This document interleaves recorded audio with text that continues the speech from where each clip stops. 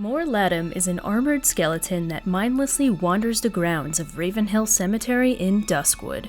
If you monitor his patrol, he will briefly pause next to a weathered grave, where the dirt appears to have recently been disturbed and displaced.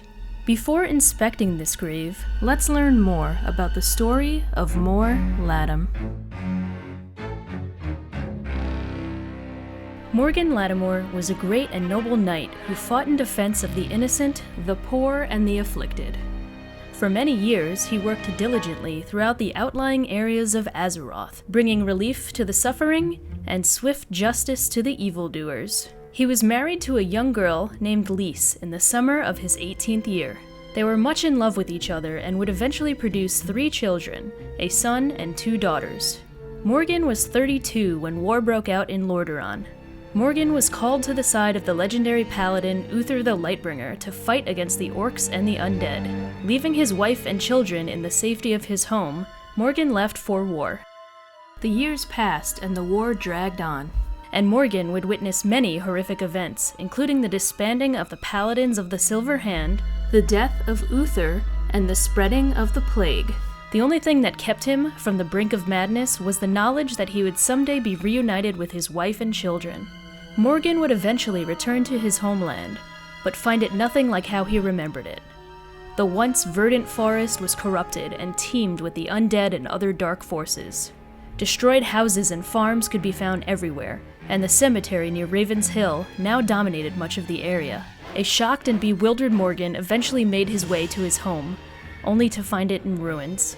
Not knowing what had befallen his homeland, he headed towards the village to find answers, and, he hoped, his wife and children. Morgan inquired about his family, but could not find any answers. A priest in Darkshire, as it was now called, said that he might search the cemetery at Ravenhill for a gravestone. Morgan refused to believe that his family was dead, and continued to search every farm and house in Duskwood, but to no avail. Morgan rode from Darkshire to nearby Lakeshire, thinking that perhaps his family had fled. On his way there, he decided, against his better judgment, to stop by Ravenhill Cemetery. Morgan spent hours walking amongst the gravestones. He recognized many names of people that he knew, and became more and more distraught. Then he saw them. A small, untended plot amongst the many, with 3 small gravestones.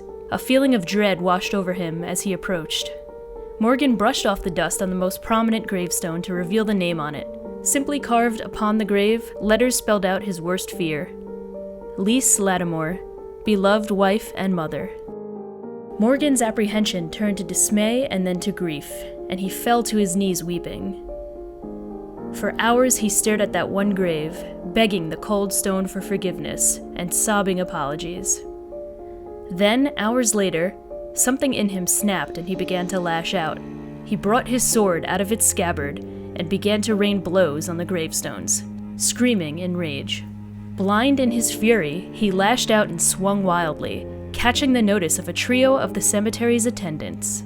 As they turned to restrain him, he turned his focus to them, hurling accusations of guilt upon the innocent attendants, and then killed them all.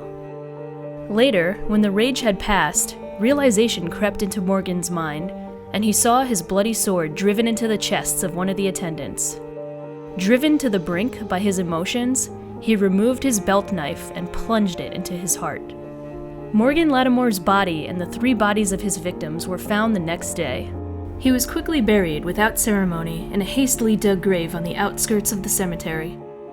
Because Morgan committed murder against innocents, something that went completely against his beliefs and his nature, and because of the grief that he held in being unable to save his family, Morgan could not die a peaceful death, and lived on as one of the restless dead. Only days later, his grave was disturbed, and his body could not be found. The being that was Morgan now wanders Duskwood, consumed by his grief over the loss of his wife and children and his own self-hatred. Mor'Ladim, as he now calls himself, roams Duskwood with mindless vengeance and hatred, and has been known to commit murder indiscriminately. Here is where you begin your journey. Travel to the northern tip of Ravenhill Cemetery and search for a weathered grave. The weathered grave marker reads simply, Morgan Ladimore. Upon further examination, you notice that the dirt over the grave has recently been disturbed and that a good amount of the dirt seems to have been displaced. Perhaps you should find someone in town who might know more about this. Speak with Sira von Indy in Darkshire. Morgan Ladimore? Ah, yes, of course. His was a long and sorrowful tale. I knew him. Well, before he left for the war, but that was the last time I saw him. A noble and good man he was, but he suffered a bad end. Here, I should have something here that could tell the tale better than my own recollections. He searches through the shelves and comes up with a leather-bound book. If you would like to know more, you might ask Althea. She's been the one to handle the trouble with him of late. Speak with Commander Althea Ebenlock in Darkshire. You head outside to find the commander. Morgan Ladimore? Never heard of... Oh, you mean Mor'Ladim. I guess you haven't heard the story. Well, I'll give you the short version.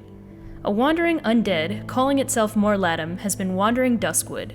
From what we've gathered, it appears to be the undead body of Morgan Ladimore, of whom you apparently know.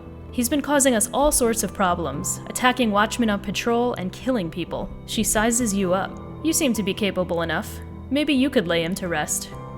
From what my scouts tell me, Mor'Ladim wanders through Duskwood, following a strange and meandering path through the cemetery. We buried him out past the house on the hill. Do you know where that is? There isn't anything I could do to help you, but I wish you good luck. Kill Mor'Ladim, then return to me with his skull as proof.